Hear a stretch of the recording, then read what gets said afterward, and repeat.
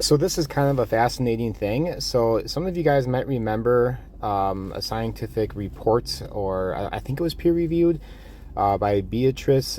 I'm not even going to try to pronounce that name, but anyway, just check this out. So what a lovely surprise this morning. Independent detections of similar transients in European plate archives, exactly the kind of cross-validation this field needs. So it's not just polymer anymore. The study was carried out by a retired NASA scientist. This is how a signal begins to emerge from the noise. So you might remember there was a big story about her publishing something in the scientific community about looking at some data from the 1950s before there were any satellites in space. Um, I don't.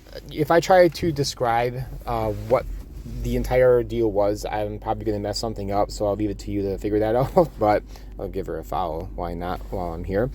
But it was a pretty big discovery. But then I guess there's somebody else, NASA scientist, who also did some similar work and found similar findings. So it's huge. It's really huge. And then Eric Burleson, I just did a video with him replying to Lou Elizondo. But thank you for doing some real research. This is astounding if true. So that's pretty cool. Eric Burleson is on it. But yeah, this is cool. Can I go here?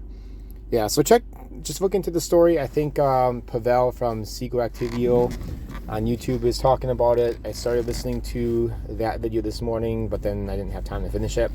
And others, I'm sure, are going to be covering it as well. So it's a big story. It really is. What does it mean in the end? I have no idea, but it's still very interesting and worthy to talk about.